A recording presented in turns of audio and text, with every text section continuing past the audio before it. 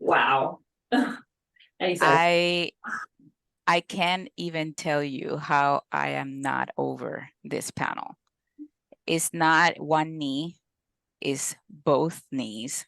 The yeah. most powerful hitman in the business, the person that everyone fears. This fucking man just got on his knees for this woman. Like, it's not, I am not okay. Okay. Thank you, Lily. It's, Here are my tears. We are a goddamn mess right now, Lily. Welcome to The Story Tinker, a Webtoons and Witcher podcast for superfans with scene-by-scene analysis. Featuring sharp co-hosts for a fuller picture, we dive deep into character psychology, relationships, and theories. We'd love it if you could like, subscribe, comment, and rate us on all podcast platforms and social media. For bonus content, you can support The Story Tinker on Patreon. Let's begin.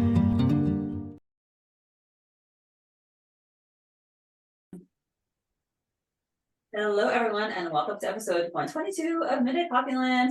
We are here with Aileen and Emily, Hi. and we have a very exciting episode once again. Yes, we do. Yes, we do. Yeah, it has everything in it. It has drama and action and humor and tenderness and a jump scare. Yeah, we had a kind of like a very big scare at the last one. So Okay, I didn't, so we're gonna have to talk about the end because I had a different reaction to that last panel, but I think I'm way off. I think we just need some ambience to tell us what's actually going on, but I don't know. I had a weird reaction to the last panel, so we'll get there. Right. Yeah, and I believe that Emily, you are starting us off. Okay, yeah. So yes. We begin with what I'm assuming is the helicopter sound, that like ver in the background. And we see some sheets kind of just hanging there. And a hand reaching for a phone, a very unhappy, very tired hand who shows that it is 5:05 in the morning, which for some of us is normal. For I think a vast majority, that is an ungodly hour. That's a travesty. What end are you coming from? Are you waking up at 5 or are you going to bed at 5? Oh, what a good, see, I'm not a night owl. So for me, I didn't even consider going to bed at 5 in the morning. That sounds like the worst to me. And yet I might be in the majority. I am a bit of a night owl. I mean, going to sleep at 5, it would be like easy breezy, lemon squeezy for me. So I can understand the two sides, because I can see that waking up at 5 is, a travesty, but at the same time, I have no problem going to sleep at 5.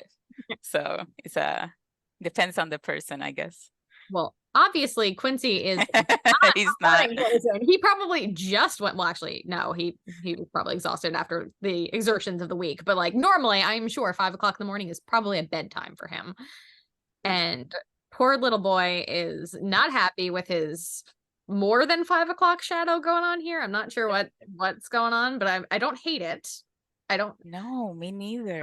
I thought I was gonna hate it, but I'm not. So I'm curious, Mindy, because you're a Quincey fan. So okay, so I happen to love men with facial hair. well, I think I have seen pictures of your husband, so I can see why. It's not even my choice. Like my husband, whatever. I would not be the type of person to demand facial hair if he didn't want it. Like I think it's a choice that a person should make. But that being said, I do highly prefer it. I think almost every man looks better with it. But I agree. I like a good scruff. I think me too. Unfortunately, my husband is. No, I've got a baby face man. Yeah, my husband has baby face, so I'm gonna have to keep, my bearded men. My fantasy men are the bearded men. Yeah, Yoel happens to have like not such a great jawline, and like I've seen pictures of him before when he shaved, and I was like, glad you have the beard on. keep the little scruffy. We're gonna stay fuzzy. But Quincey looks like a Lego man to me right now. Like those that oh, like yes, I know exactly what you're talking about. It looks like a train wreck. Quincy with a beard. This is a little bit like, I don't think it's the best version of a beard that there could be on him, but I'm down for future beards and facial hair. This is like Homer Simpson beard. This is just like he's just got a little bit of scruff going on. And I love how his first reaction is who's using their bob at this. This is their B.O.B. Their I didn't know what that was. no. Aileen, would you like to Aileen, I would say Aileen. Would you like Actually, no, I don't know. Remember that there's a language barrier here, so Oh, very I guess that it had something to do like maybe like a private plane so or something no, along those lines. No? it's a vibrator. Oh shit. What was So it?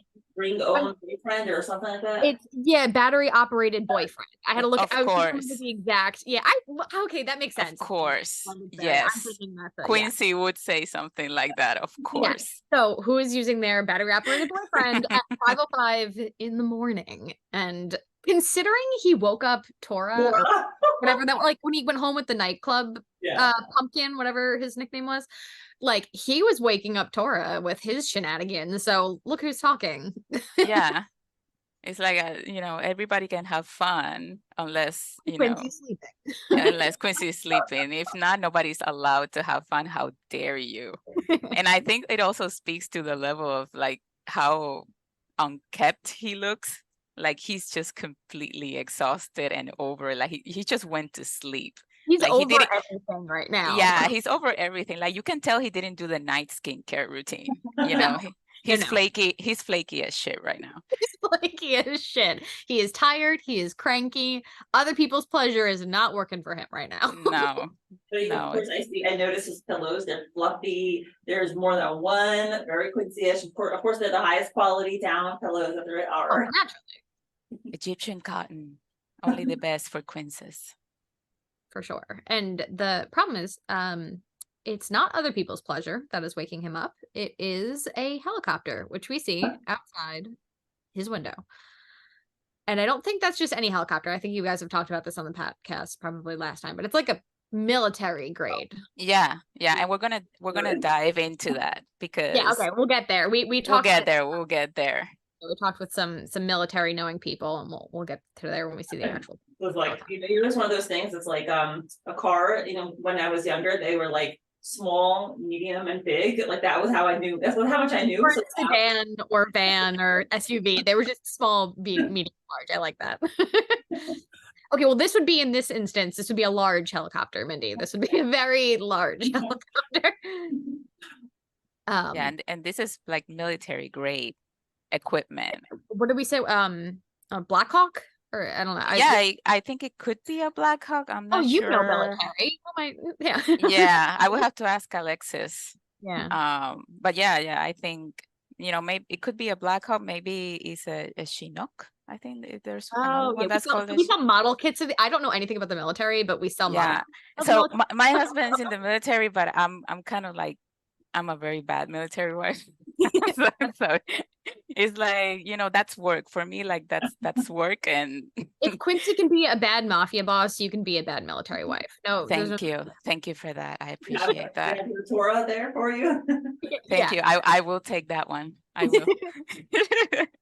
But yeah, I mean, we were talking about in terms of this being looked at as a resource, like this. A piece of equipment like this is worth millions and millions of dollars. So the people that are running whatever this is, they have the resources to pull equipment like this. So we're not talking about just anybody, just a simple street thug. This is a clan. This is something big. This is something big. Sometimes I would even say maybe even bigger than clan related, Because they had what he had, obviously, like they have. Let's pretend this is a stock image of a helicopter. I feel like it is a legitimately expensive helicopter, but let's like even pretend that Lily just grabbed a stock image of a helicopter, and we're not going to go crazy on the tinfoil. They still had access to speedboats. Like this helicopter has a machine gun on it. Like these are still, even forgetting like what type of helicopter it is. They have money, whatever they have money. Yeah. And I think it's been, as you were mentioning, when she got attacked in her apartment, this guy had already a speedboat on hand with a driver ready to go. So this is not just out of the whim. Let me go check out this random chick who is, allegedly number. I mean, we're talking about the timeline too, because by the time that she gets attacked at her home, she's still not numbered. Correct. At that Her information was not released yet. That came after. So, it's interesting, like who is looking for her, or whether it is to harm her or something else. We don't know. Yeah, we're gonna have to But get into like a lot of speculation here because yeah, there's so much we don't know. disclaimer, everybody, disclaimer. Everything that you hear from this point forward, take it with a grain of salt. Yes, exactly. These are crackpot theories from fans, not this is Yeah. a lot of speculation. But like you were saying with the timeline of all this, so I went back and reread the episodes for the first break-in with Ski Mask, whoever he or she may be. I'm gonna say he from here on because they refer to him as a him when Poppy is talking about the break-in, so I'll just go with that for now. He had apparently broken into other apartments before hers because you see in that episode, in one of the episodes where Guy was chasing after him out the window, Mrs. Haru and one of the other neighbors talk about how the neighbor who wears a lot of flashy jewelry had been burglarized too, and 2 other apartments had gotten burglarized, and they took a whole bunch of jewelry and other stuff. So I don't know if it was a coincidence that Ski Mask stumbled upon Poppy first, if he was legitimately robbing the place and then stumbled upon her and then something clicked for her, or if it was like a cover-up where like they wanted it to look like a burglary, so they took a few stuff from other apartments, but really the goal was Poppy's apartment. Like, I'm not sure what the actual goal of Ski Mask was in that one, but we have to keep an open mind because it could have been either way. It could have just been like a happenstance, or it could have been because they did burglarize other apartments. Yeah, and at that time also, I mean, the way that I read those comments from the neighbors, we already know that she's kind of like living in a sketchy area. So when the neighbors are mentioning that their other neighbor got robbed, we don't know the timeline for that. So this could have happened like months ago, and now this reoccurred again. So they thinking that maybe, I don't know, check me on that one. Yeah, I'm not sure. So let me go back and look. I took screenshots before when I was rereading. Good. Give me the receipts, girl. Be too much of a little bit like unfair for Lily to show us all this, the burglar, and for it to be totally unrelated. Be like, oh well. Yeah, no, I don't think so. The dots are dotting, girl. The dots are dotting. And when she said the slogan for this comic is going to be all the dots are connected, she was not kidding. You can find breadcrumbs. Series. Yeah, I'm gonna become like the theory guy from the meme. Like, you need to understand how episode 29 is related to this episode. So, and it is in a way. So receipt, it is vague. I read it as it happened the same night, but I don't think it's definitive. So the neighbor is talking. There's Mrs. Haru, and then I don't think the neighbor has a name, but a crazy lady who has like a heartthrob crush on Gyu, and she's got like curlers in her hair, and she's like, "Gyu, stay back, dear, it's dangerous." And then she says, "Can you believe the cheek of that burglar? He got into Mr. Lee's apartment and swiped an entire stash of jewelry." So for that, they mentioned calling the cops and said he's been in 2 or 3 other apartments. I don't remember what the number was, but he'd been in other apartments.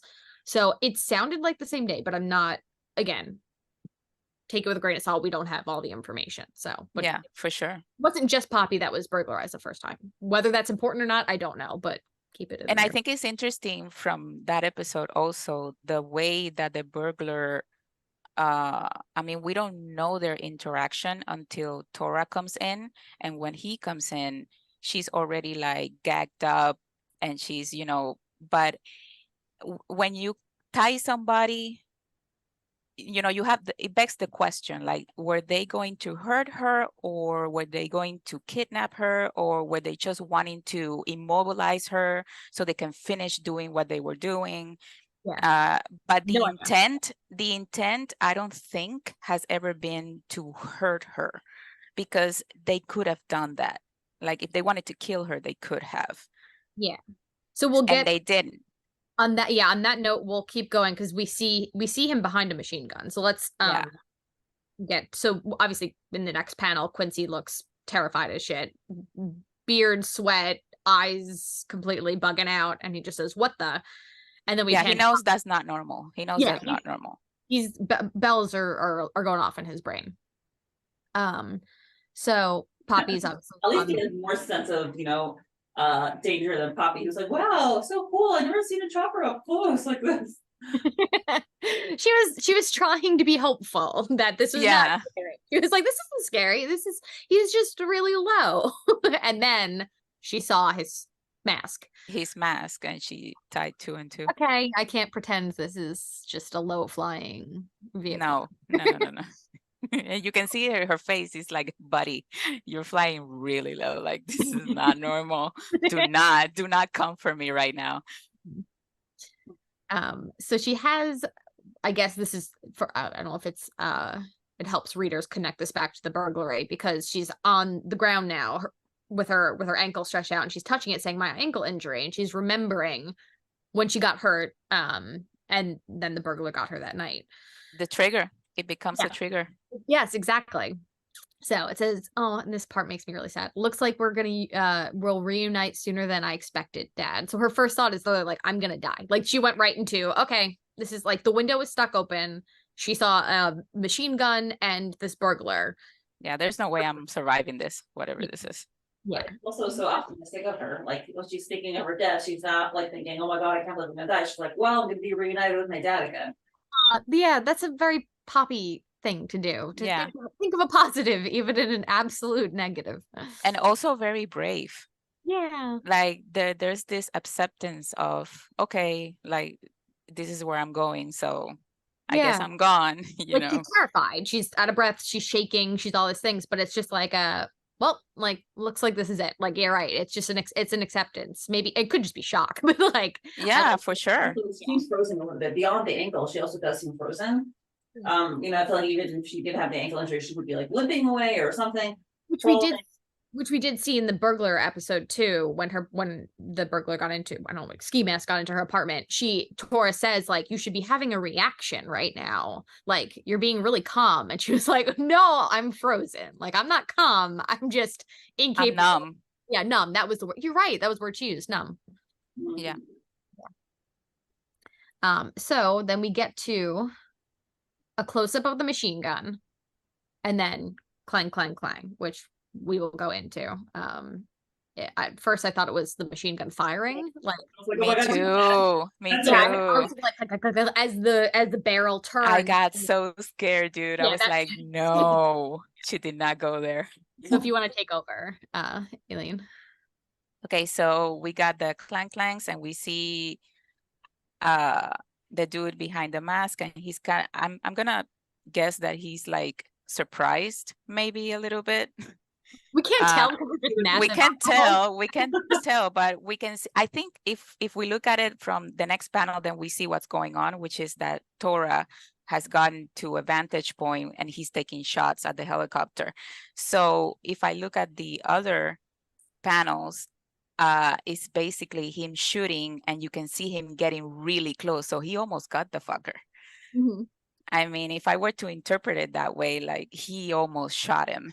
Yes. Like, we can assume that maybe a bullet got really, really close. And then obviously, I don't know if this is art, like Lily's art, or if this is just it might just be background information. I see little X's in the clang, clang, clang panel. There's like these black X's. I thought that maybe those were where the bullets are hitting, but I think they're just like, I think it's part of the design or the design. Yeah. And then we see, it's him, and he's taking shots at it, and he actually causes the helicopter to swerve. So he makes it. And let's just, he says there's obviously neighbors that have woken up because of the ruckus, and you see what they're saying. It's kind of like a parallel for when she got attacked. Now we have like the commentary from the people in the building. Like, who's on the balcony? like who's on the balcony, And it's like, honey, look, there's a freaking chopper outside our house. How cool is that? God, these people are so... It's like the chisme is on, like, I can just see them like looking over, like, a bunch of chismosas, like, what the hell is going on? Yeah. So, and the video of the cat watching the Italian woman screaming outside, or was it New York City or whatever, where the cat's just like, I'm listening. And then he said, "Are you nuts? What if it crashes into us?" Which is something that, you know, it's possible. But forget about the chopper. I think there's someone outside our balcony, and then we get a close up. Balcony, like when, I don't know if it's just like a phrasing, do they mean on the balcony, on their own balcony? Yeah, he's on their balcony. Yeah, he wanted a better vantage point, so he Yeah. climbed up to.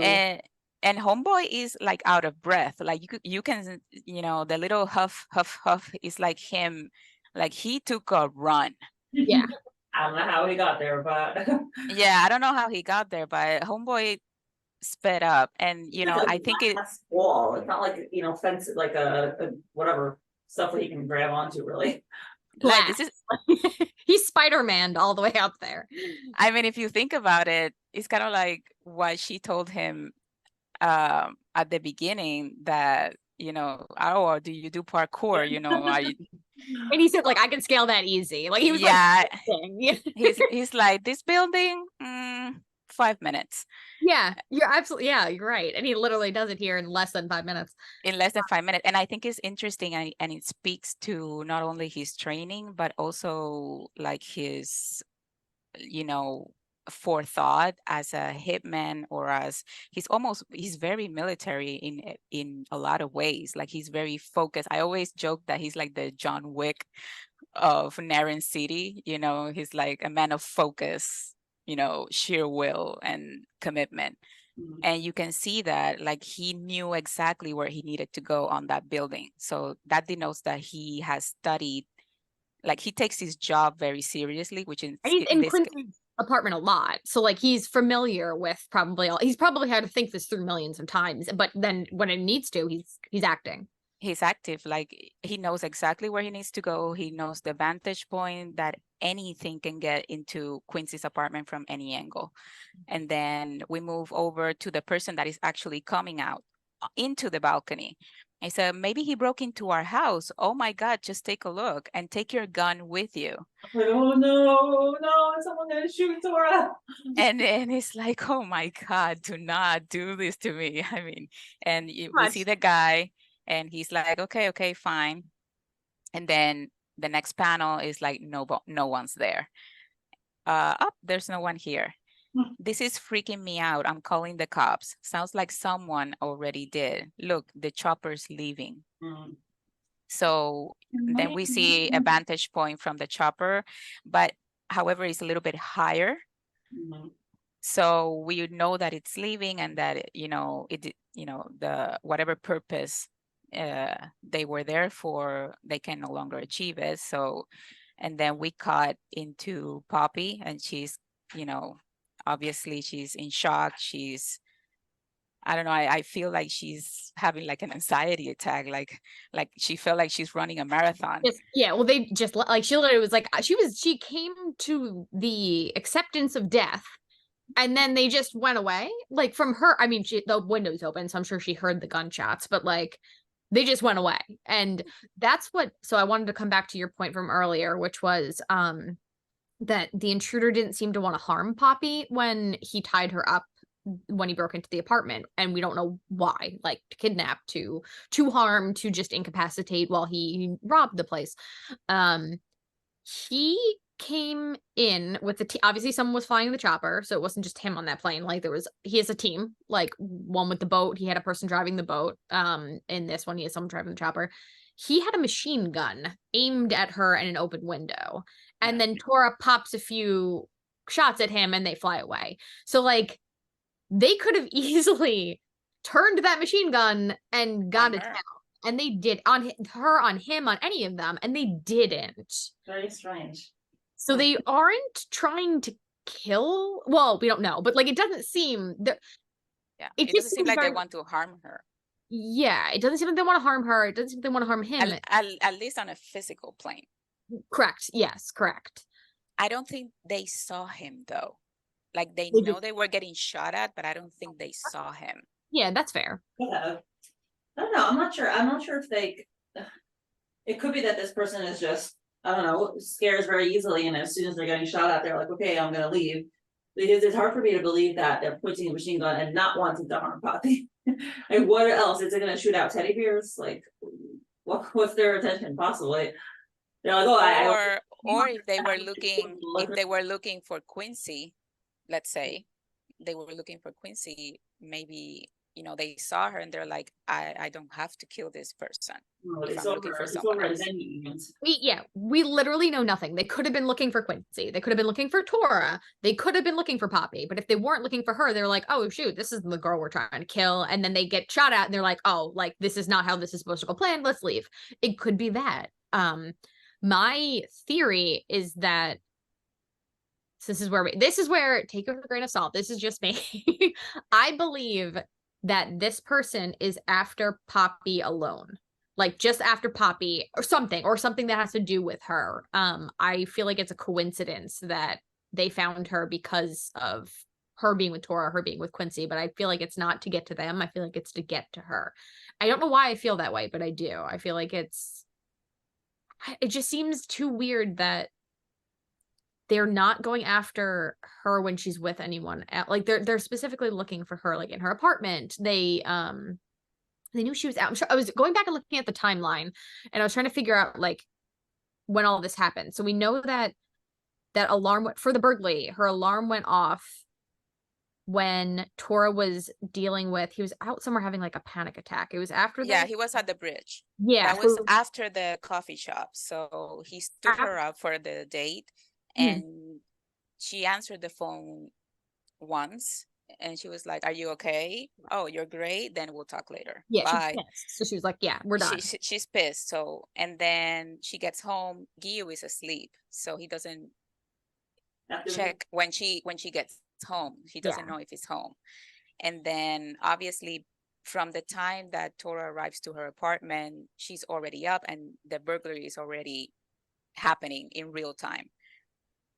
So I feel the same way you do, Em. I think they're looking for her just because just a hunch, but I feel it's just that it doesn't, like you were saying, it doesn't add up with the timeline, because this burglary comes before there's any information out there of her in the underworld. Like up until this moment, nobody knows who she is or her connection to either Quincey or Tora.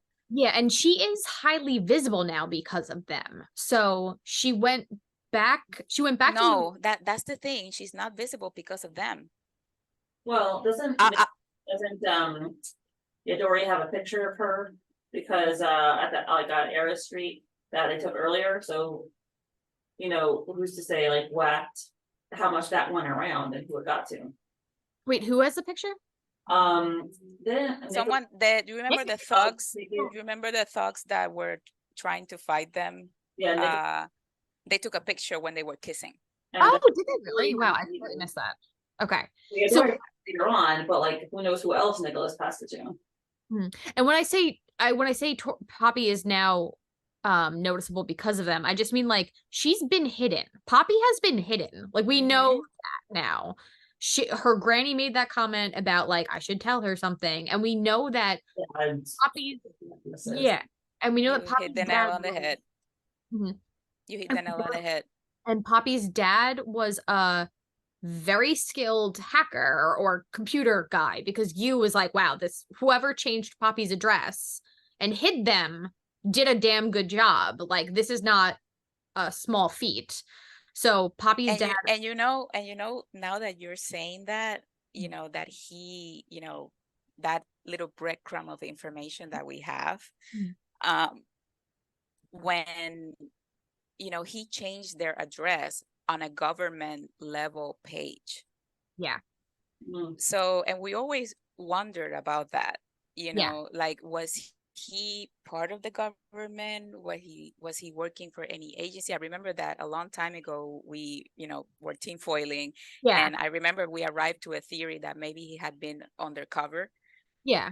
You know, there's so so many things that could have happened. And then there's Poppy's comment about being in the mafia, that like when they're in Moonbright and her, I'm mafia too. Yeah. I am too. And so like, was it her mom? Was it her dad? Was it like, where did it come from? What is going on with Poppy? Who the fuck is she? Yeah, and then we also have another breadcrumb of grandma changing her name when Yeah, she checked into the hospital. Oh, so mysterious. From Fleur to Pearl? Fleur to Pearl? Yeah. Okay. No, I think it was her maiden name is Fleur, right? Fleur. But she was known as Granny Pearl by As Granny Pearl but her first by name the was town. so it's Kim Pearl or Kim Fleur is her maiden name. Yeah. Or So no, Pearl is her maiden name. Hold on, I have to go back and look. yeah, I think Fleur was know- her maiden name, I think. I know that she was in the home or in the hospital as Kim Pearl. That was the name she was under. Because Poppy was calling looking for Kim Fleur. And they were like, oh, we don't have that woman here, but they remember the name Kim, and then they were like, oh wait, but there's another Kim here. Like, and that's not that's not her name. So Either way, like her last name wasn't Wilkes, so it could be that she was using her maiden name to begin with, or whatever. However, whatever reason she wasn't using the name Wilkes. she's Poppy's mom's mother. So when Poppy is in the lake with Tora, when the spider crawls up Tora's leg and he falls in the water, they start talking, they start rambling. Sorry, I literally just reread like these episodes like the last 2 days. Yeah, they say that she tells him, she explains her family to him. And she's just ramble. Yeah, it was like, tell me about yourself. Tell me about yourself. And he's like, who are those people? So she starts to tell him the people that are closest to her. Yeah. So she says that actually Danae and the other one, I forget the name. Danae and oh my goodness, it's gonna drive me nuts. Both of them, they're her aunts. It's just that she calls them their cousin because they're closer in age. So these are sisters of her mom. Oh, Danae. Yeah, so she says here, hold on, I have it open right here. Are they engineering? They're engineering friends. Danny and Belle is what she calls them. I think it was Isabel. Danny and Belle. Yeah. She says, okay, anyway, I don't have a very big family. Belle and Danny are my grandpa's youngest siblings' daughters. Grandpa passed away before I was born. Him and Granny only have one daughter. That's my mom. So Granny's daughter is Poppy's mom. So she wouldn't be named Wilkes. So Poppy's mom's name is something Fleur, technically. Fleur. Yeah. Sorry, I guess I keep thinking it's her dad because she was with them when they died, and you know. But it's an interesting snippet of their family dynamic, because obviously after he dies, we see that image of her dad, on the bed after he passed away, and her grandmother's with her.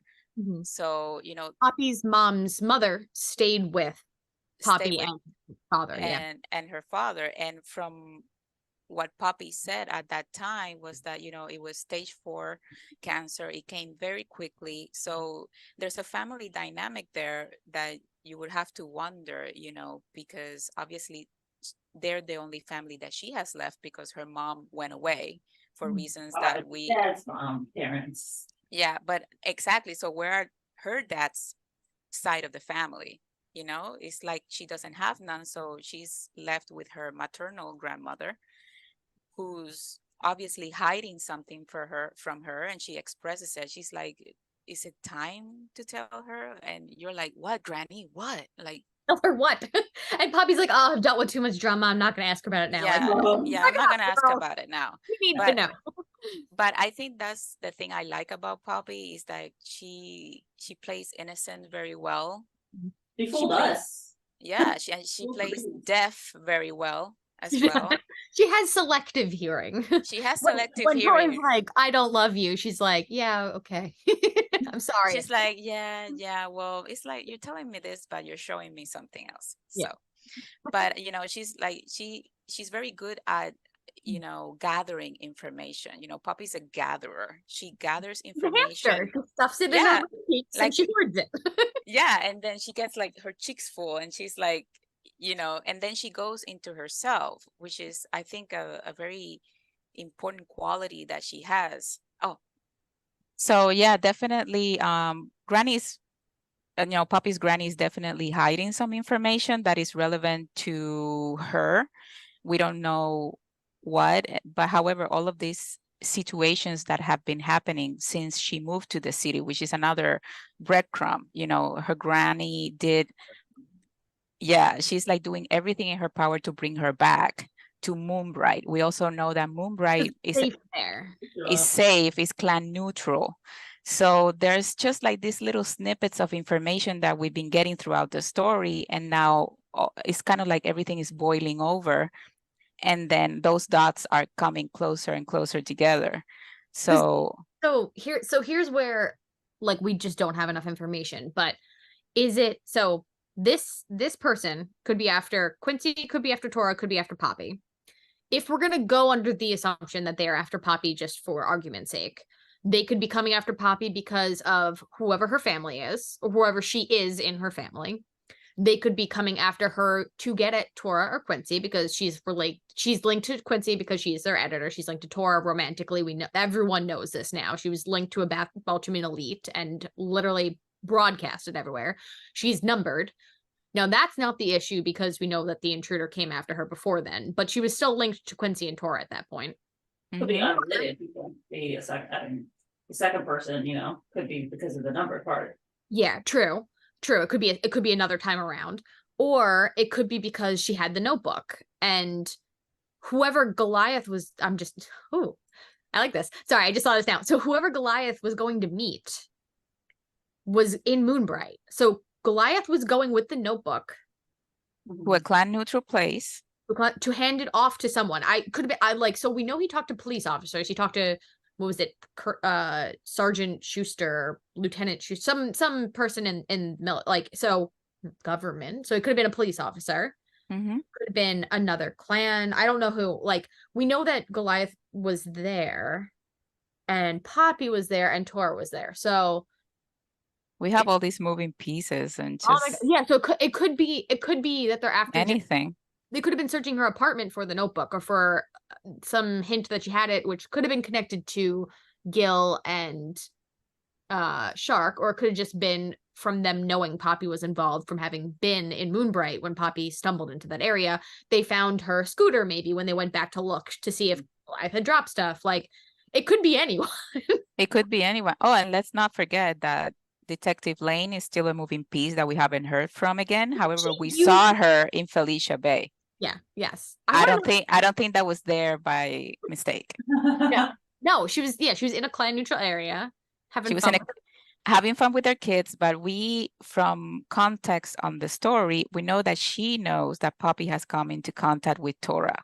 She doesn't know that relationship has, evolved, but she is aware of who Poppy is and her connection, even if albeit a mistaken or a connection that she's under a different impression than what it is now. But she knows that she's a player, like she knows that she's a moving piece in this bigger puzzle that appears that she's trying to solve, which is like all the corruption. And like, we see that this is probably a detective that wants to end the hold that the Balthuman clan has on the city. So we have that breadcrumb to add to this mountain that we've been getting throughout the story. I just want to know if we know who this ski mask person is or who they're related to. Like, is this completely new? Or like, I was rereading this like a crazy person. Like, did I miss a nugget? Like, did I miss something? And like, I don't think so. I don't. You know what I'm looking for? Hmm. I'm looking for anyone who has a cut on their hand. Yes, I was so convinced that was going to come up, and I was so convinced, and I didn't notice anything. Maybe I don't know, but I mean, it's something that can still appear. Yeah, how long? I don't know how long ago. Like, would it have been healed? Like, I'm sure it'd still be like a scab or something. Like, it's not that long, but like, would it affect their hand motion? Like, I mean, if you think about it, how many days has it been? 4? I don't know since the break-in, honestly. I have no idea. I couldn't tell you. In the timeline of the story, I think it's been like 4 days, maybe a week. I mean, she gets attacked in her home. They move her and they move her to Felicia Bay. Yeah, at most a week, I would say probably. Yeah, at the very most a week. We have a scab. So That's a good you can have a scab. So from this moment forward, and anybody that comes in that's a new face or a face that we already know, I'm looking at the hands, bitch. Yeah. Like I am like, let me see them piggies. Let me read your palm, sir. $2 to read your palm. Thank you. All right, so we move on. For you to Yeah. figure out if it's not It's there. like I'm gonna find this motherfucker. Yep. So we see Poppy that she's able to stand, and we see her wobble a little bit, and this was actually a little bit funny to me because she gets wobbly feet when she's in Aries Street. And then when she gets attacked in her home, she's like, hold on, let me catch a minute because my legs are like jello. I can't stand up. So we see her that weak knees is something that, under duress is something that she struggles with. And She's then a big, strong man to carry her. yeah. So, and then we see there's this sound, like something is like hitting on the wall, and she's like, oh my God. Like you can see that badump is like pure fear, like motherfucker, not again. like please, it's 5 a.m. in the morning. I have not had an ounce of sleep. Like, is it really? And then we see his leg is coming, like fucking Spider-Man coming in, and she's just like screaming like, and, it's like she takes the first thing that she probably sees, which is a pillow. And then she goes straight for it. Like, I know. And then you can see that he ducks. So reflexes are still at 50%, even though we haven't slept in 48 hours. Yeah. Thank you, great granddaddy Ulan, for the good genes. And then he goes, it's me. And she continues screaming. Like, that scream transcends 2 panels. And he's like, Bobby, it's me. And it's such a funny thing because every time that she's freaked out and she doesn't recognize him, he says the same thing. He's so like, he goes to the cutesy nickname. Yeah. It's kind of like to give her some recognition, like, it's me, nobody else calls you Bobby, just me. And then he goes, it's me, cut it out. And then we see that she's actually being intentional of it. And this next panel is, I laughed so hard. She's like, I know it's you. That's the whole point. She's like, oh, it's fine. She just slams the door, and now she's like, well, no, you're getting. Yeah, it's like, I know it's you. I know it's you. And you know what? Like, enough is enough. I've had my fill for tonight, and I'm gonna let off some fucking steam.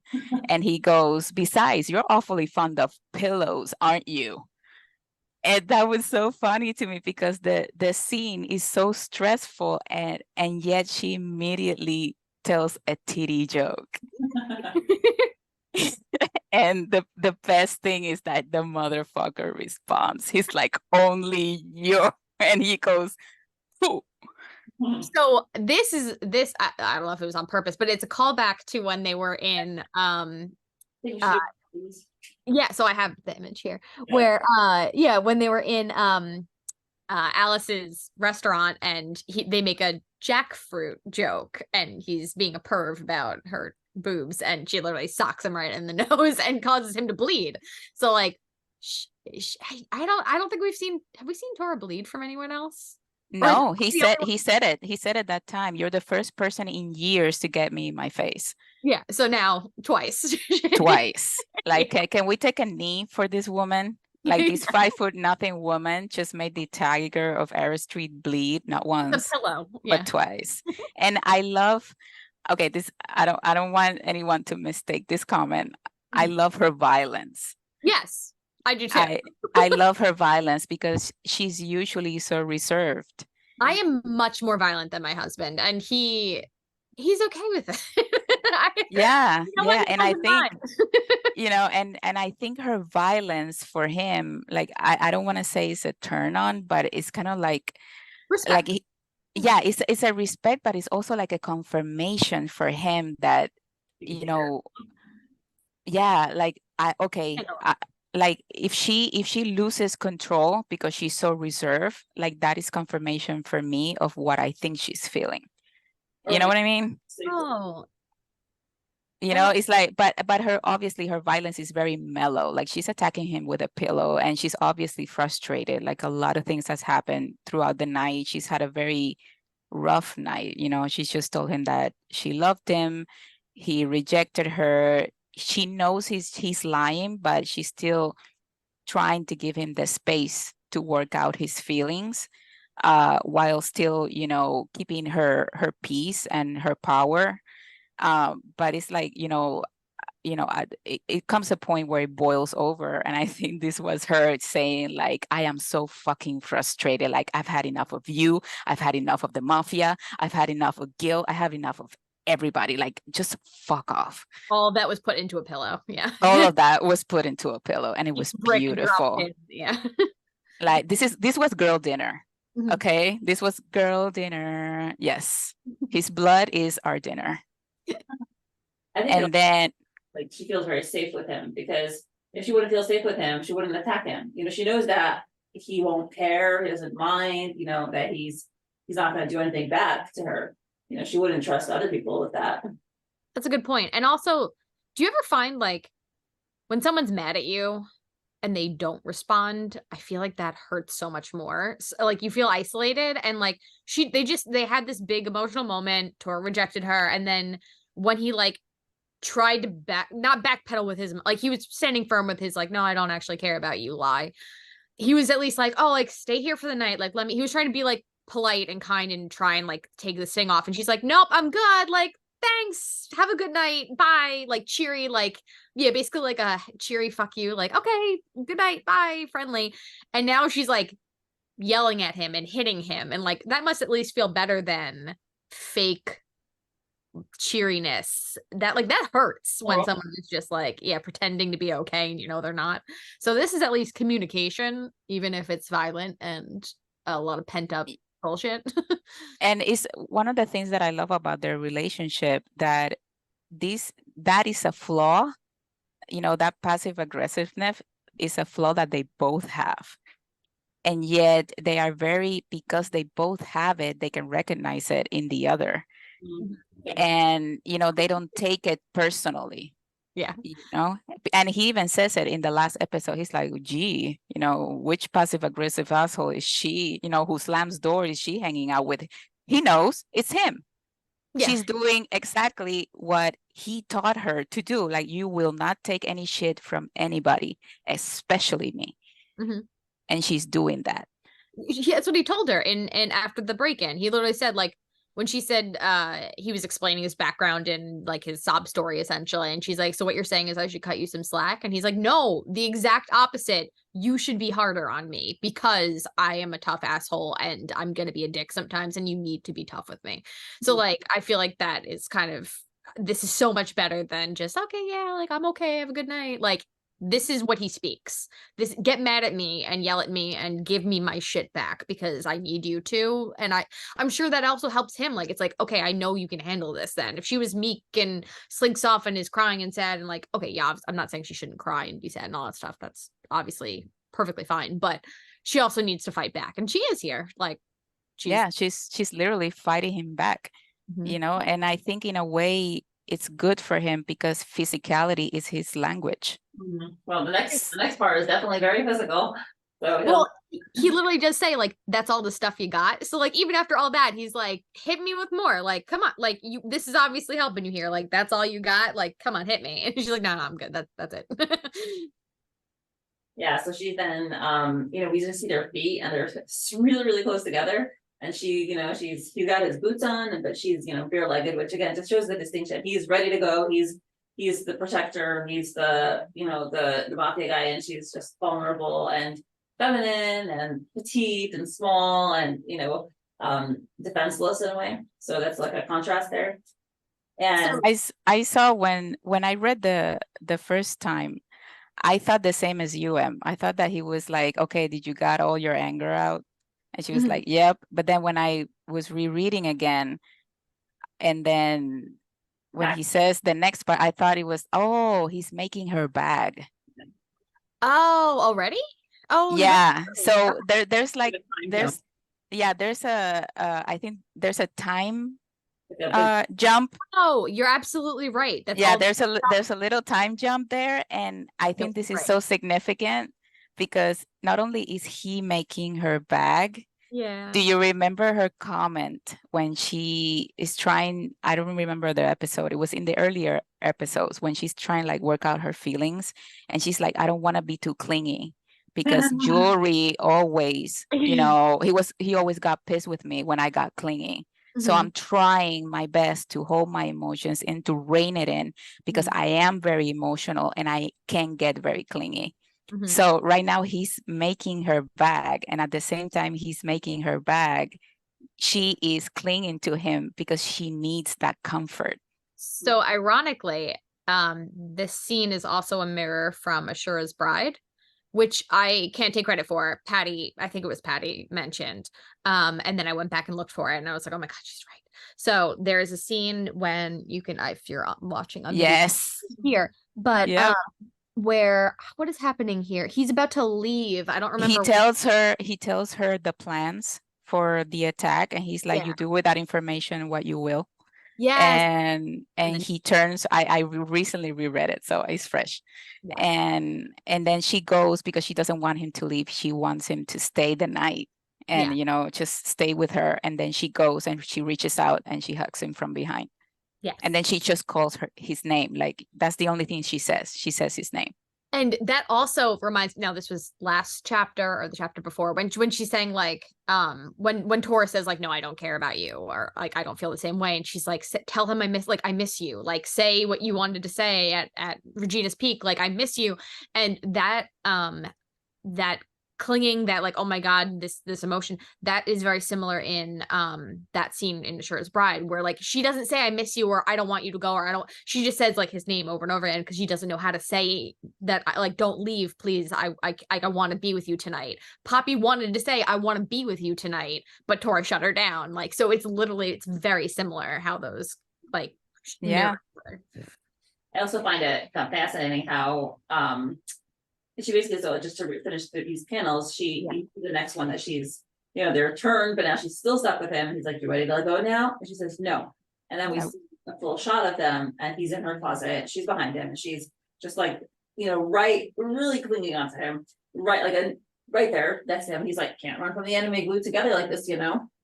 And she's like, who cares? Difficult. So obviously their plan is like thrown away, right? They're packing up.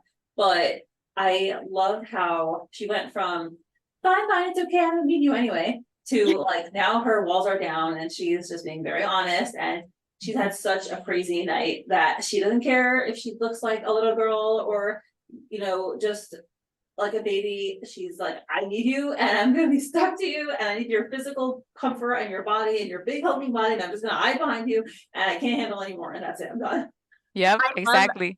And she's like, no, I don't care. And you can see that she's sniffling. So it's kind of like she's crying, but she doesn't want to let him hear that she's crying almost. So she's kind of like, you know, trying to keep it in. And it's not a sob, it's a sniff. Yeah, it's a sniff. And he's like, he's still trying to make her feel better, because that was a little joke. He's like, you know, we can't run from the enemy glue like this, you know. You know, that was, you know, he's trying to lighten the mood, and she's like, I don't care. Like, I think that don't care, it's like serious. This seems so much bigger to me than I think it's going. I'm going to say this and then you're going to be like, yeah. I feel like it's really big though. When Tora is scared, angry, whatever emotion he's going through, Poppy has often commented like, oh, we're back to one word answers. Like, he's not talking, he's clammed up, like he's giving me nothing, I'm just getting one word answers from him. He'll just be like, yeah, yes, whatever. Like he like breaks down, and she's like asking him questions and he's giving her nothing. In this situation, he's literally, that's all the stuff you got? Yeah. You ready to let go yet? No. Like, can't run from the enemy, making a joke, don't care. Like, not even I don't care, it's just don't care. She's literally like, she's Tora here. But it's also really fucking cute. Like, you ready to let go now? No. Like, I can just picture a petulant tantrum of just like, nope, no, I'm not. No, I'm not. Completely overwhelmed, and she doesn't want to even have to think and string together a full sentence. It's done. She's beyond the capacity to like be a grown up. Yeah, she's done adulting for the day. Yeah, no, she's done it's- humaning for the day. She is now a clingy blob, and she wants to stay that way and be with her stinky man and bury her face in his clothes and be okay. yeah, Which is great that and she that's has that sense of comfort with him. No matter how much they fight, you can see that they feel very, very safe with each other, and they feel that sense of home and like belonging. yeah.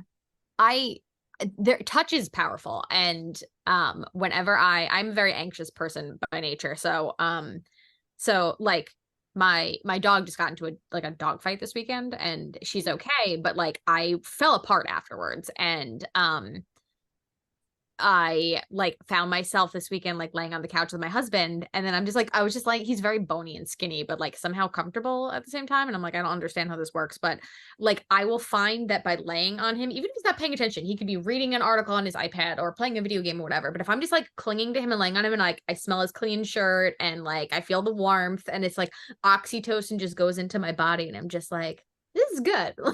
I'm okay now. Yeah, Like, doesn't it's matter what I've it's done. your place of safety, it's your place of comfort. Yeah, and I feel like that's And yeah, it's and a solid body of warmth that smells good, and she's just buried in there, and she's just like, okay, we can go, but I'm not going from here. And when he tries to take her apart, she like panics. Like when he pulls, the next oh, that was so sad, dude. and, like she looks scared, like she's got the little teardrop sweat, and the no, like it's a panic no. That's just not It's like a panic now. now. That's no, like stop. I need this. Yeah, and I felt her fear. It was like, oh my God, dude, because you see his face and you see that he kind of sighs. He's like, Yeah, Times. we have to do that. we have to do this, and you kind of feel that he's, because he looks so serious, it's like, oh, he's shutting off again, like he's gonna do the same thing that he did in the bedroom, which was space, physical space. No. And then her no is like, no, like I'm not ready for this, and she looks at him like with panic eyes, like I'm not ready to let go. Oh my God. Instead of doing that, he totally shocks us all. And the next panel we see is just his face right next to hers. And she's, not sure what's going on. And he says, I'm a goddamn mess right now, Poppyland. And then we see the next panel, and he is kneeling, and he's got his arms around her, and he's just buried in her chest. Wow. And he says, I can't even tell you how I am not over this panel. It's not one knee, it's both knees. The most powerful hitman in the business, the person that everyone fears. This fucking man just got on his knees for this woman. Like, it's not, I am not okay. Okay. Thank you, Lily. Here are my tears. We are a goddamn mess right now, Lily. Take them, put them in your altar. It is very, I don't even, when I first read it, I said, this is, That's something that Poppy was doing from him. She was seeking comfort from him, and now he's getting comfort from her, and he's fine being vulnerable and completely broken down with her. He also feels safe with her, and he's deriving safety from her and her body. And it's just amazing because he didn't want to admit it, but now, now that like Poppy almost died again, he verbally admits it, and with his body language admits it. But he says on so many different levels, I don't even know how to begin. That's how messed up he is. That's all I can say to you. But if you're willing to give me a little more time, which is, he's still giving her an out. Like, he's like, please don't go, please don't go. If you want to go, you can, but please don't. which is amazing. He's telling her, he's admitting that he lied before.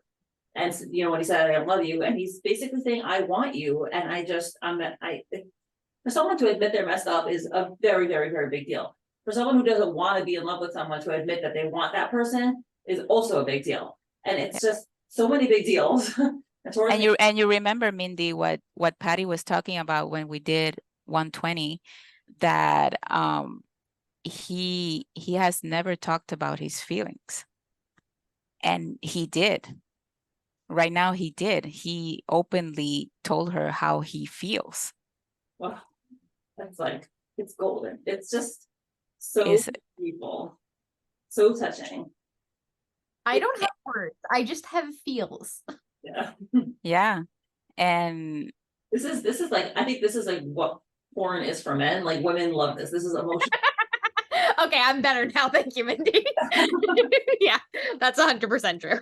I mean, we love the guy, but he is a guy. So the lessons will come a little bit slower, but we're just happy that they come. And I think now when you look at that panel and then you see, you take that into consideration when he first takes that big sigh, you know, it's kind of like he's making the decision of this little shit has been so honest and so open about everything that she feels. And I have given her nothing. And then, you know, just when she thinks he's going to shut her off again, he turns around, he tells her how he feels. He doesn't say I love you, which is something that Patty mentioned. Like he doesn't say the words, but his physicality, what he does is showing what he feels. Which is the exact opposite of Jewelry. Like when he confronts her back in Moonbright, he's like, I love you. Like why are you doing this to me? Like he's like playing the, but like he uses the I love you as a weapon. Whereas Exactly. or he doesn't want to say, I don't know if he doesn't want to say it because we know he said it to himself. Like he's literally said I'm in love before to himself. Or I'm falling in love, or I think I'm, you know, he's reminisced or not reminisced. He's ruminated on this concept before multiple times, but he doesn't say it to her. And I don't know if it's because he doesn't want it to be like if he says it out loud, does it make it real? Is he afraid of the curse? If he says it out loud, does he believe that will be weakness? Does he believe that will be, does he actually believe in the curse? Does he not want to, like, is it some like superstition where like you don't say like you're gonna win a game before you watch a football game or something? Yeah. Like we're gonna win. It's also easier. I mean, it's easier to handle your own feelings.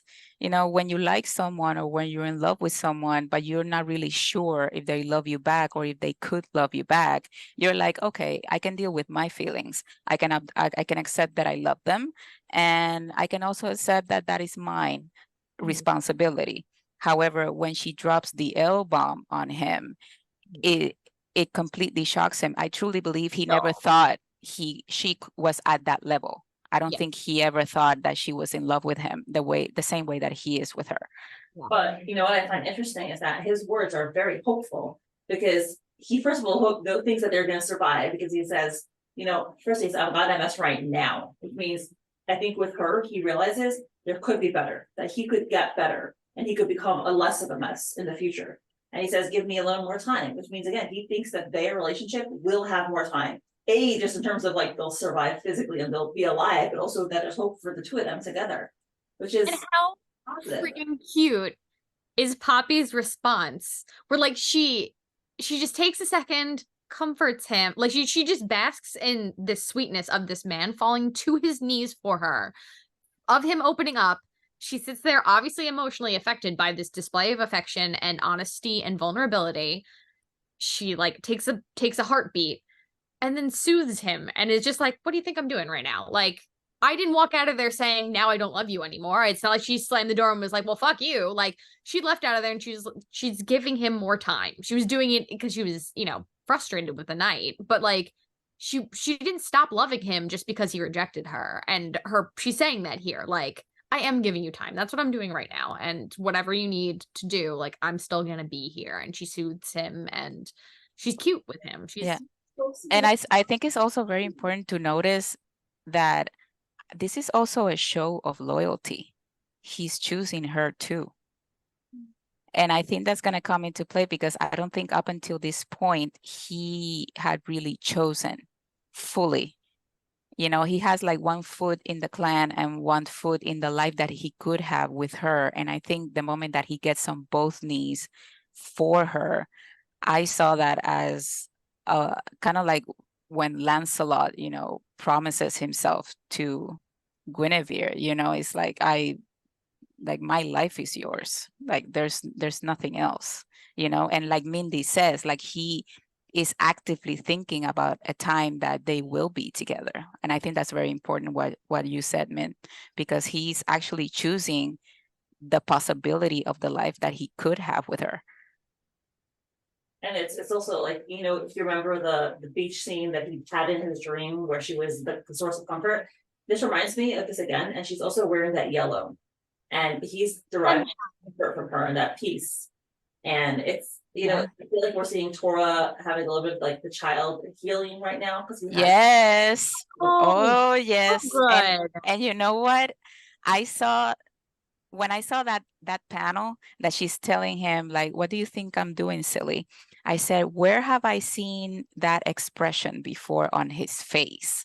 Because you can see it's kind of like very innocent, like there's a mixture of innocence and him being vulnerable, and the little blush, you know, it's kind of like he's embarrassed almost to say that. And then I kept thinking about, where have I seen that before? And then I remember on episode 29, this scene.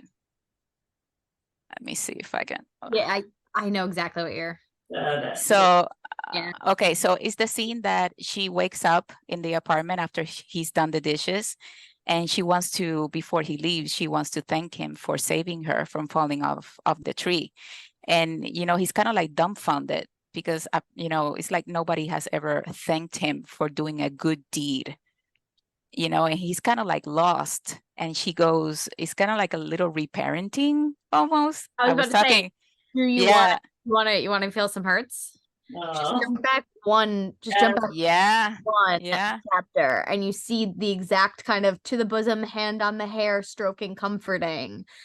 And it's a very maternal, very motherly, very comforting. Yeah. And you see Poppy that she has her hand on his head. She's like stroking his head. She's like, what do you think I'm doing here, silly? Like, I am giving you time. She's just so kind. Like she's just a good, loving, supportive person. Like, yeah. And you see him like please don't. And I almost kind of like want to think that he's actually at level with her heart, so he can like hear her heartbeat while she's saying that, and that comfort that person brings you. And he looks just like so cozy, you know. My jaw hurts from my whole chest hurting from this conversation, because like it's just, I don't know how to explain it. My heart is like doing things like what I would, like Mindy said, this is fucking female porn.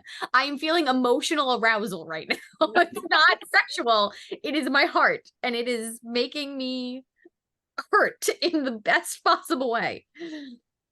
This is the emotional angst that we live for. The healing, the warmth, so again, I'm going to get very personal about my own life. And so my husband is very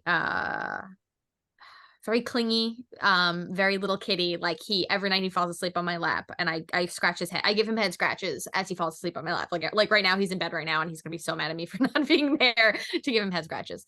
And whenever he's stressed, like he lays on me and I hold his head and I scratch his head and comb through his hair. And we have this thing where I'm very anxious and stuff, and whenever one of us is having a really bad day or a stressful day or whatever, the other one just kind of like turns on to like, and vice versa. Like when he's having a really bad day at work or he's stressed and I see him like vulnerable or whatever, like I step up to be a little bit more supportive of him. You kind of feed off of each other. And there are days where both of us are having shit days, and both of us have to take turns every couple minutes, hours, whatever it takes, when we see the other person cracking a little bit, to then just bolster a little bit more and be like, okay, I got you for a little bit. And then like at some point it just gets too much, and then you kind of switch for a little bit, and then they take care of you for a little bit. And I feel like that's what reminded me here when Poppy was clinging to Tora. Poppy needed Tora, like, and then he turned around and he was like, I also need you. And like then she automatically, she wasn't panicked anymore, she wasn't whatever, she was just comforting, she was support, she was there, she was present. Like, yeah, he needed her there, and she was like, okay, whatever just happened, like I'm here with you right now, like, and I am going to wait with you, and I'm going to be here. And she's stroking his head and she's comforting him, and like it was just like, it reminded me of what I feel like a good relationship should be. I'm patting myself. I have a fabulous relationship. But it makes sense. I saw an interview. I think it was Michelle Obama. that said, that, she was asked, like, what's the recipe to a good relationship? And she's like, people thinking that a relationship is 50-50 all the time. It's not. No. There are days that you're going to be at 60 and your partner is going to be at 40. There are days that you're going to be at a 10 and he's going to have to pull the weight for the other 90. And that's what makes a balanced relationship, when you can understand, when you are with a person where you permit yourself to be vulnerable because you feel safe enough for them to see that side of you that probably you don't show anyone else. And this is just another confirmation for her of how good of a person he truly is. He's still coming, he's still fighting with the fact that she's not leaving because of what he does. And she already told him, what you do is not who you are. She understands where he's coming from. Like, he doesn't have a choice. He has to follow orders. He has to kill people. But even though he has to, he still has a moral code. And, Quincey says it and repeats it. He has a moral code. No women, no children, nobody that doesn't deserve it, no innocent. And even with people that do deserve it, he's still, when he did the assassination attempt on the 9 daggers, he didn't kill them. Vincent told him to kill them, and he didn't. He scraped them, that was a warning. Next time, it's coming on the head, but he gave them a chance. He gave them an opportunity. And it speaks of his moral code, of his character, and that is what she sees. So to be able to be with a person who can sit with you in your darkness, but still understand that you have the potential for light is what makes a good base for a relationship. Beautiful. So now, to break our very sentimental moment, we have, of course, Quincy's like, Pops, are you in there with Tora? Oh my God, Quincey. And Tora's like, let's go. Quincy must be soiling his panties by now. That's like, oh my gosh. And then literally, okay, so helicopter's just trying to shoot them. They gotta run, and Quincy opens the door, and this princess is shaving his beard, his priorities. Who cares? He cannot run from the enemy when he is not at least 80% at his best. Like, maybe not this flaky bitch. No. I just can't. What is there any situation that will make him drop his beauty routine? No, absolutely not.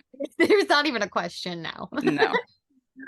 Like, you can bet on his life that if he ever goes to jail, that mugshot will be the most fabulous that you will ever see.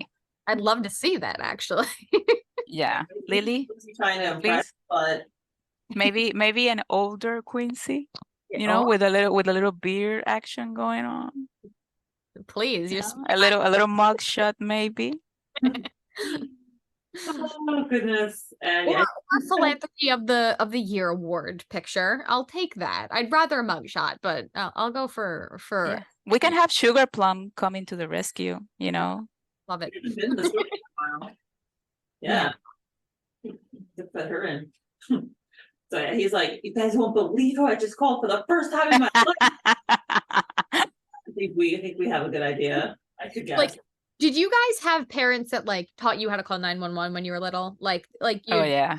So I had my mom called the police station and was like, I want my daughter to experience this. What can we do? And they said, they explained to her, yes, your daughter can call 911, but make sure they called I don't know, the heads up or whatever, so that I could dial this in or whatever and speak to someone and show them. And I'm like, my mom taught me how to do that. So I never know if I needed to do anything, I call 911 and this is who you'd speak to. And I cannot see Vincent or even Goa being like, okay, Quincey, let's teach you how to call the cops. No, they'd be like, snap your fingers and a sniper will come to your aid, little boy. That's not, he's not never ever call 911. Yeah, that's exactly, it's the opposite. It's okay, sweetie, let's teach you how to not call 911.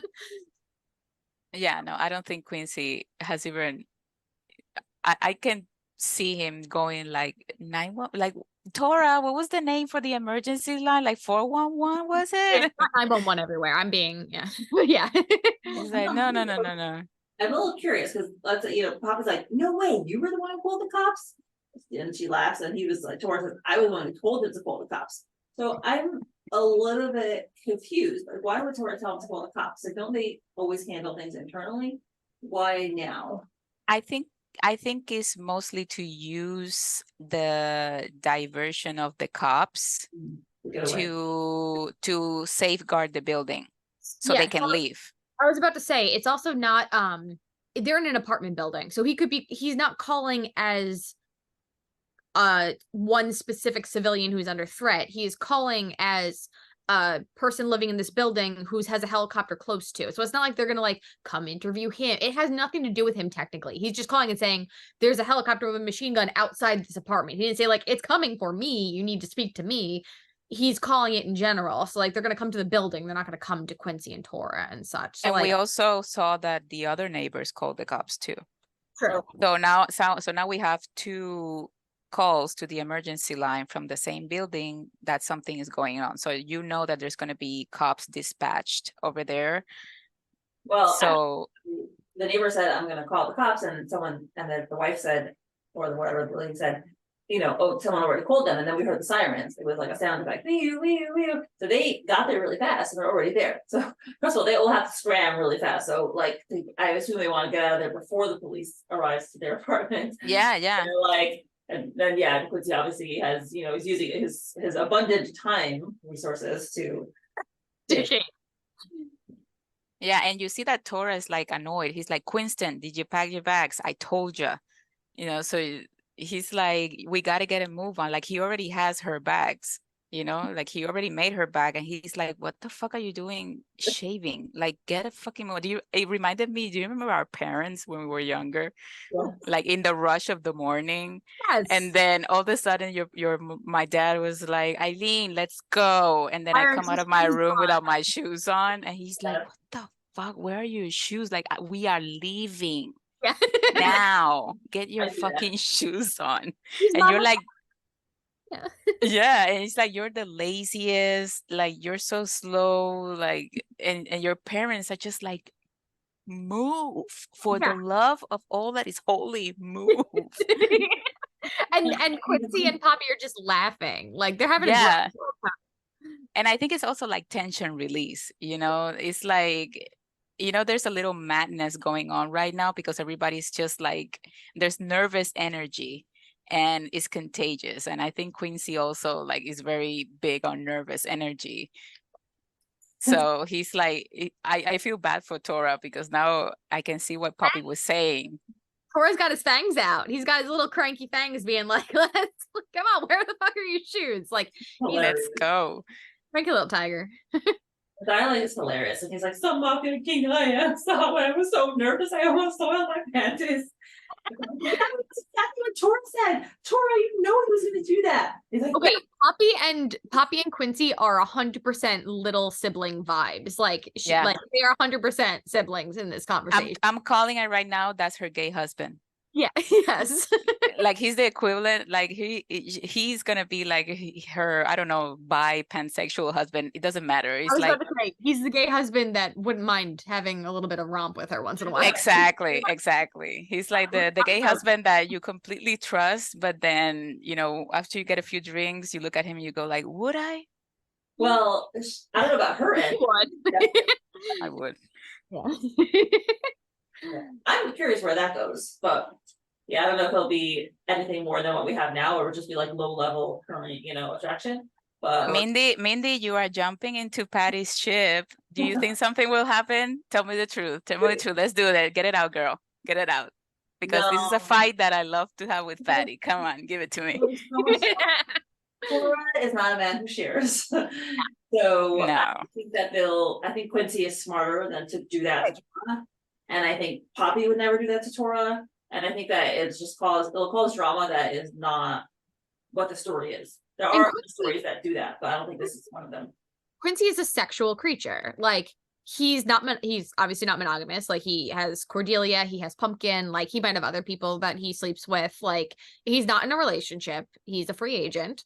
And he also, have you ever noticed that whenever he's stressed and has like a lot of shit going on, he deflects with it, like with sexuality. Like a lot of the times, like he's had a crazy I'm trying to think of I talked about this with Blue Caddy at one point, but like how when he gets with Cordelia, he's been having like a lot of stress going on, and he had like the breakup, he had like a bunch of shit going on, so then he slept with Cordelia, and then he had a bunch of other anxiety stuff dealing with Tora and like playing the birthday party, and then he slept with Pumpkin, and then now he comes home from having that creepy, horrible weekend confrontation with his dad, and he's like, oh, Poppy's looking real nice right now. Like he's basically just like, he needs to fuck his troubles away.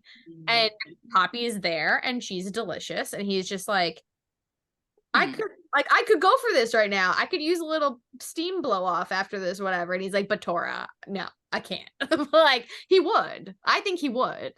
Yeah, I think in a way, maybe in the future, I think, you know, because you can love someone and not actually be in love with them. And I do see Quincey reaching a love for Poppy that is genuine, like he will genuinely love her, you know, as a sister, as a friend, as an editor, as someone that, because they're very similar.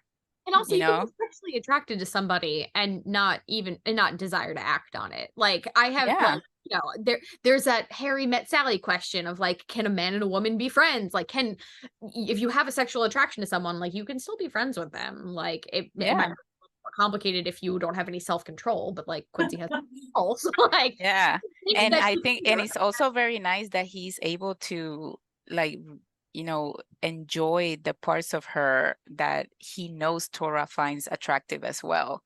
You know, it's like, oh, you know, stop bossing me around, you little shit. Like he loves that. He loves, and you see it reflected in Cordelia, because Cordelia is has a very strong presence. You know, like you know that she dominates him. Oh yeah, and Quincy's got a bit of a praise king. Like when Poppy, when she praises him, he's like, oh, he's like, oh, like he preens. He's like, oh, okay, I can. Yeah. And you know, that blind optimism as well, that, you know, that they both share. So I do think I'll agree with Patty. I'll give Patty this. Like I do agree they have a lot of things in common, that they can find like mutual ground. And if her connection to Tora, maybe if it wasn't as so deep as it is, I would definitely believe that, you know, this could turn into a three-way. Yeah. Is that Patty's theory that it'll be a three-way? No. That's not a theory. We won't mind. We won't mind. Yeah, I don't think Quincey and Poppy together, right? She likes. Yeah, Patty says that, you know, there's a possibility that, you know, she believes that they could have like maybe like a little romance, but obviously her and Tora are end game. But I think she set the tone when she arrived at the apartment, and he was like, I made a bag for you, and she's like, even my undies, and he's like bleeding through the nose. He's like, yeah, even your undies, and she goes, thanks, sis. So for me, that was tone setting. That was, you know. And on top of that, he like literally he's saying like, oh, you have a new haircut, or like you just like your hair, and she's like, yeah, I did it for Tora. Like she is like, you know. No, I don't know if she's doing it consciously. No, she said. Yeah, what was her mean? She braided so in when they first got back from when Quincy got back from the meeting, and he says, you can go home. She's in the kitchen. And she says, do you like my hair? Like, do you like what I did with my hair or something? And he's like, yeah, it's nice. And she says, I braided it for Tora. So again, you're saying you're not sure if Poppy is setting those boundaries intentionally, or if Lily's just telling us. Yeah, I don't know if it's I didn't read it as intentional. Maybe you're arguing the other way, but I read it just as like he's literally being like interested in her. This you see his perspective of like, she's cute, look at that, what I like, look at, and he's like nosebleed panties, and she's just like Tora. Like I don't think she's even like registering. Exactly, I don't think she's aware that she's doing it, but she is. Yes, correct, that's how I read it. Yep. That reminds me, we once had we were at a friend's house, and there was this guy who was interested in me, and I guess it was flattering. He was like very clearly interested in me, even though Yoel was right there. So I don't know if he had no social cues or just didn't care. But I was like, okay, and I just sat in Yoel's lap, be like, marking the delineation, like, no man, I am taken. Yeah. You know, if there's something that men will have is the audacity. Yeah. So Yeah. It was funny. So he's like, Barry Winston. And then we have tap. He's like, oh, whoops, sorry, big girl, I'm only half done. Like, what is he stuffing in there? His like his cream, his face mask, his like a stone thing. Oh my god, it's like I want to know what's in his bag. And I just, in the time it took Tora to scream for Quincey to call 911, for him to scale the roof, for him to shoot at a helicopter, for him to get down into Poppy's room, for them to have a pillow fight, nosebleed situation, and then a drop to the knees, heart-to-heart conversation, Quincey has shaved half his face. That is, he has not packed a bag. He has not finished his skincare routine. All he's done is called the cops and shaved half his face. He is very, very bad at time management. horrible. Like, if this is a reflection of his driving skills, like extrapolated to everything in his life, it's like I'm pretty sure that he goes places on time because of Tora. Yeah. Oh, yeah, for sure. I'm with him. I'm terrible at times. So Quincy is chronically late. yeah, God, it's terrible. Anyway, and now, And then oh, the final. boom, we see. I can't even. It's so crazy. We have this upside down masked person swinging down with long black hair. Boom. Uh-oh. Okay, this is a fight I'm gonna have with both of you because I don't think it's hair. I think it's hair, and I have artistic proof to back me up. What's gonna be a string, like a rope, a belt, or something? Yeah, Aileen thinks that they are. I think rope. they're ropes. Okay, but if we look at Tora's hair and how Lily draws Tora's hair, and then look at the way that this is drawn, like little bit of swoop, swoop, swoop, it looks like the way she draws Tora's hair. And it always, the black hair blends into black things, and Tora's hair is drawn flat black. Like if he's wearing a black shirt, his hair vanishes into it. Like it is black on black. And so I think those brushstrokes are Lily's hair brushstrokes. That is my scientific proof. Okay. Your different ranks, like a belt would be consistent. This is like some thin ones, some thick ones. Yes, exactly. There is texture in there, in that flat blackness in the widths of the hair strands.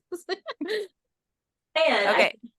Well, okay, so we'll say what was your first thought? Because I think everyone's first thought. Okay, a lot of the people's first thought was Tora's mom, because we just saw her with her long black hair, and suddenly we have this random long black hair person coming. So even though it's like wildly improbable and what the heck and we're from, our first thought is Poppy's mom.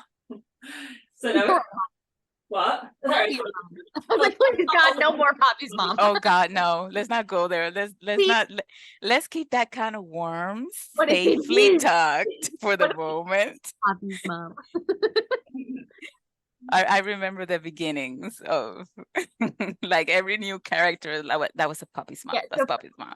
For me, this is like a content. It's literally like why you reprimand a dog when they do something bad right away, and you don't let them sit there for a while because like then they forget about it. Like that's it. Like we saw Tora's mom. We see someone with long rope like black hair, and we're like, oh, Poppy's mom, like Tora's mom. Like I see how like that's where my brain went to. I honestly have no idea who this. So going off on the theory that maybe this is a new character.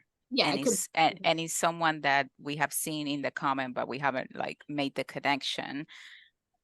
Which other characters we've seen that has long hair besides his mom? So There's I think Angela said Shingma, right? Shingma, yeah. Who else? I don't know. I don't even remember. I mean, but do you see Shingma as rappelling down a helicopter? Yeah. I don't. He seems like a numbers guy, but I don't Yeah, know. he's a numbers guy. Oh. He's not an action guy. That was my other question. Do you think this person came from the helicopter? Because we didn't see anything. But where else would they come from?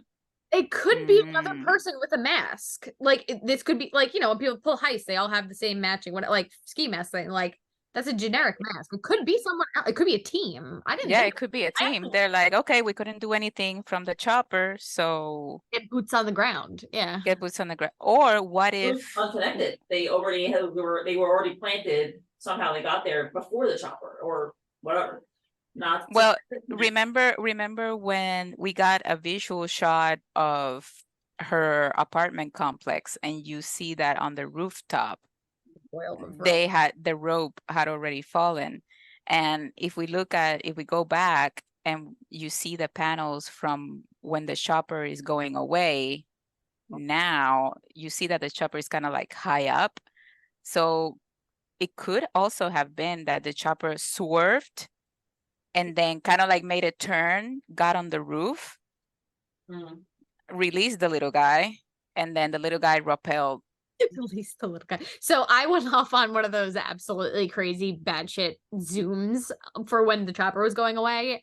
And literally the amount of times I zoomed in on, there's a splotch of ink. It is probably just a splotch of ink, but it's this little black dot on the side of the building. And I was just like, it's him repelling. Yeah, like Yeah, boop, the little guy. I'm like, no, that's just an ink stain from when she was drawing shit, I'm sure. But you don't know. Maybe it is. Maybe it's right. Like absolutely crazy. I did look at But the panel and I was like, I didn't understand what I was seeing here. I was like, wait, is that a wrench falling from the helicopter? That's what I thought it was first. Yeah, And I was like, that's why I think that it's not hair, because usually when you do rappelling, you have like multiple ropes.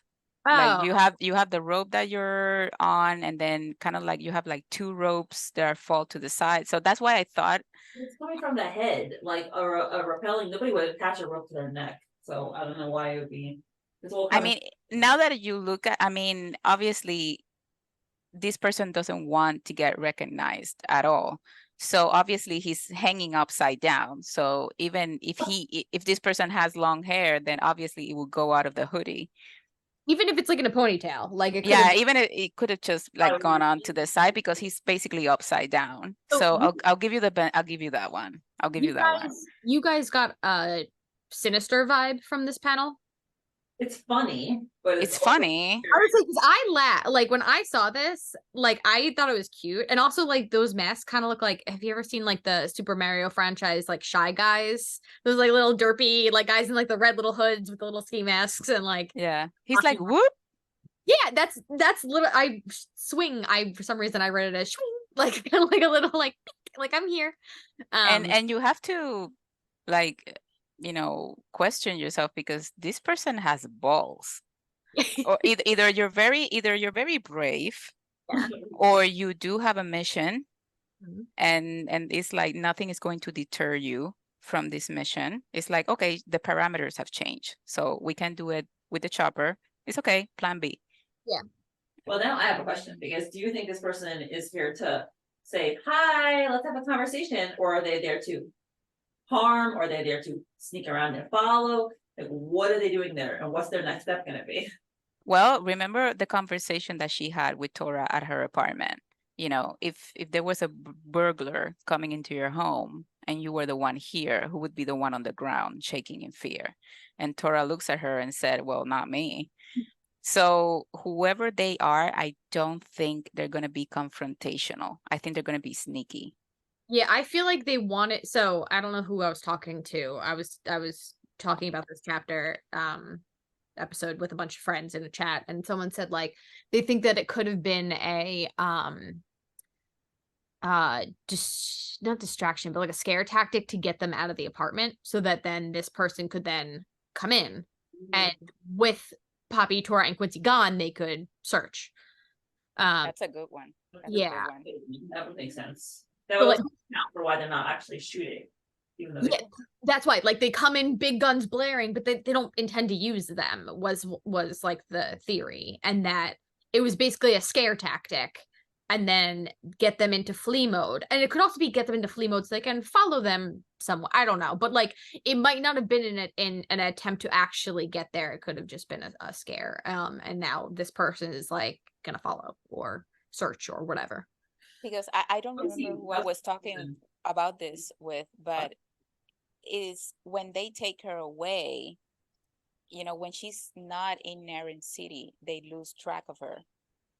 So the instances that they have gotten to her has been when she's in the city. True. So, she was safe when she was in Felicia Bay. She was safe when she was in Moonbright. And she was also safe when they were looking for Louise. However, when they're stationary in the city, she gets found, like her apartment building, now Quincy's apartment building. So now we have to see where are they going to move.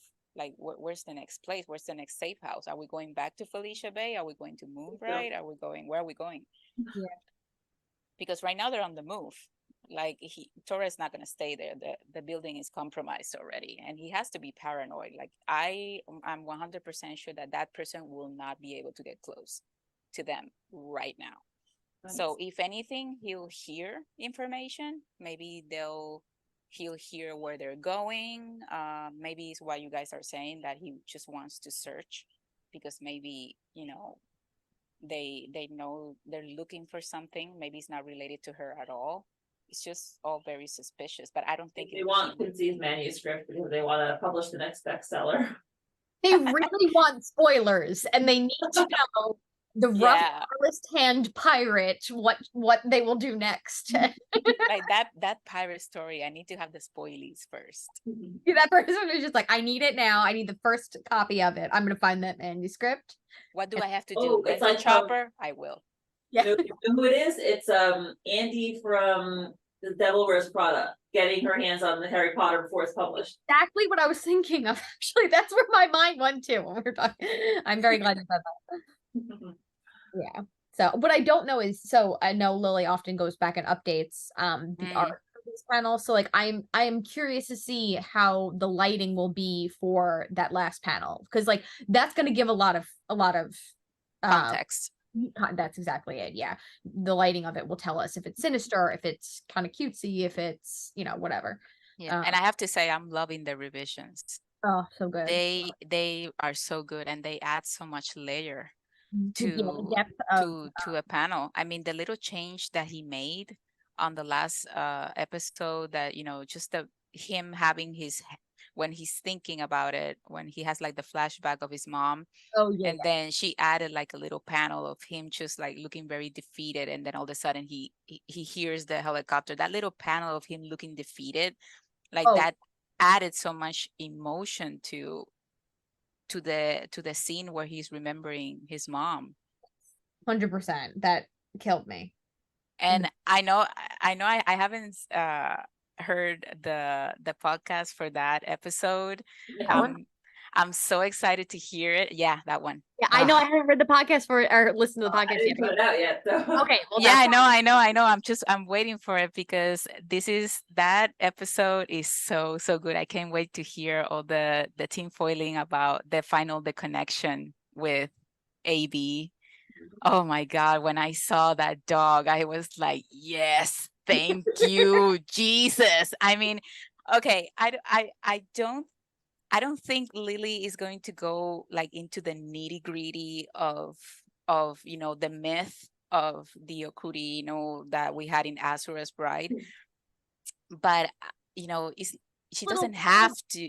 A little bit. I mean, if she wanted, Lily, if you wanted, and you wanted to give me like 2 filler episodes, like just two, I would be so happy. But she doesn't. Yeah, she doesn't need to. But I think the little snippet that she gave us so much information and so much meat, that if she did wanted to expand on that universe, she could. And it brought me to think about so many questions about how did the curse of their bloodline trickle down? How did it affect his mother being a woman, a woman in modern times? How does the curse translate to modern times?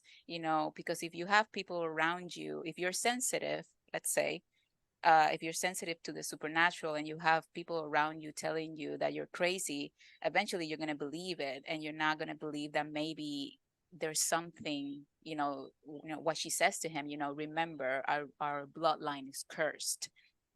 And also how is that power translated, trickled down to her son, you know. And I was talking with Of it, forgetting the actual curse itself.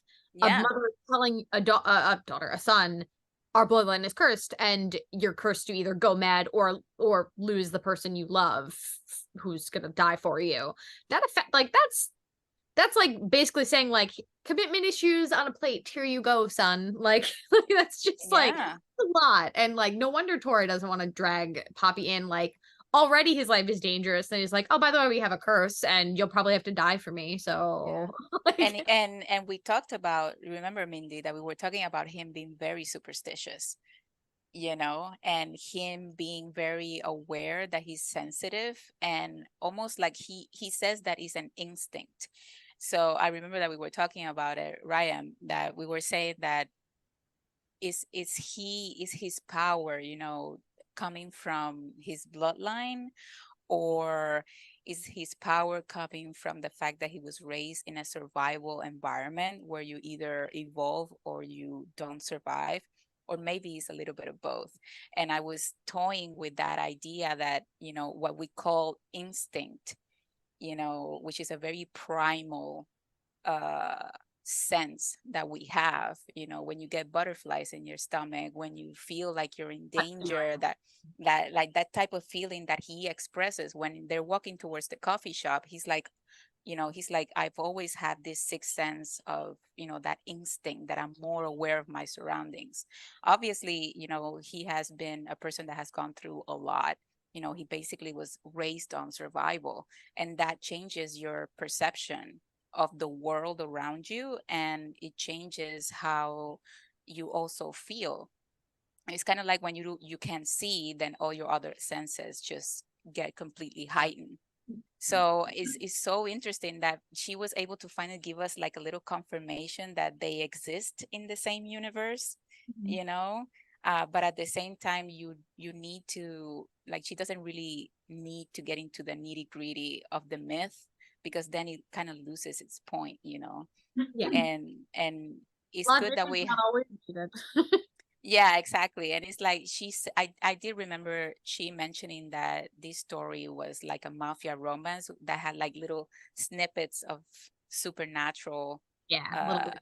a little bit. And I think this was such a good way that she put it into, like, here you go, guys, this is an Easter egg, and Going to magic. sprinkling the magic a little bit, and then uniting these two worlds that I'm sure mean the world to her. You know, she started with Azura's Bride, and then, you know, she continued with Midnight Poppyland. And I just think that she has so much potential if she wanted to in the future to expand on this universe. She has so much meat, you know.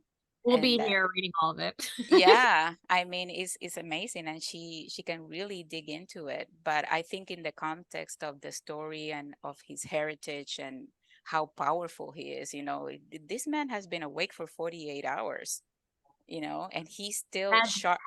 That's magic.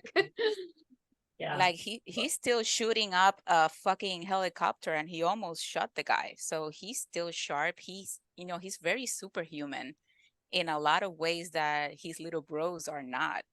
Meanwhile, So Quincy had an argument with Daddy, and now he's like, I need to What? eat for 5 days. No, I'm kidding. yeah. And it's also, you know, how did that power that his family had, that they think it's cursed, but how did that power trickle down onto him to offer him that heightened sense of, you know, that instinct that he can make use of it. So deep. Yeah, we can go on down that rabbit hole. That can be a whole nother podcast. Yeah. No, we started off this third Zoom meeting thinking like, oh yeah, we just have like 2 panels left, and then it's like, Yeah, by the time- but I was so happy that she did, and I thought that it was great, and it really gave another layer of depth to the story. So I really loved it. So, we have a few minutes left. So, what is everyone's favorite panel? And I feel like we're all going to choose the same panel. Okay, I will not choose the obvious panel. Just Can I choose the obvious panel? Someone Yeah. has to. Yeah, you can. I'm not gonna choose the obvious panel. Nothing like. Yeah. All right. I mean, that's a close second for me, but Yeah. I'm gonna choose the panel where she tells him, "What do you think I'm doing, silly?" because of his face, like his vulnerability and his kind of like shyness of being vulnerable, but at the same time just holding on to her for dear life. And I'm going to be completely personal and selfish in my panel choice. I'm going to choose the 5:05 a.m. because a lot of times that like I hear a spooky noise in my house, or like my dog gets up and she's pacing and I'm like, what does she hear that I don't hear, or like whatever, and I like deliberate, I'm like, do I want to look at my phone, do I want to see what time it is? If I look and see what time it is, then I'm gonna have to get up, or I'm gonna see a message on my phone and then I'm not gonna want to fall back asleep. And what if it's 5:05 and my alarm is set for 5:30, and then am I gonna go back to sleep for a few minutes? Or I am proud of Quincey for picking up that phone and looking at the time and saying like, what's going on, because he could have just been like, this is bullshit, I'm going back to sleep, and he didn't. So By the Emily, I'm with you. If I ever wake up in the middle of the night, I do not want to know what time it is, because I don't want to know that I have to wake up in 20 minutes. So no. yeah, I appreciate that panel for its context, not for its beauty. Yeah. But it's good. I mean, we already established that 5 a.m., doesn't matter how you look at it, is an ungodly hour. It's an ungodly hour to go to sleep, and it's an ungodly hour to wake up. Yeah. This was good. Yes, this was great. Thank you so much to Emily and Allie. This was a fantastic episode and great analysis. And yeah, it's lovely, amazing. So much. And thank you, Mindy. Thank you for giving us again the space and for being such a wonderful host. And I hope we can do it again soon. Yes. Thank you so much, and have a great night. You too. Have fun, guys. Bye. Thank you to my current patrons, Lily, Molly, Veronica, Emily, Jo Rochelle, Saucy Tuggles, Ann Rose, Alexa, Misty, Joanne, Esther, I'm Watching You People, Emily, Jean, Kay, Lily, Beckett, Christine, Sadie, Teresa, Mrs. Castaldo, Amapora, Ruby, Suthia, and Katrina. Your support is truly appreciated.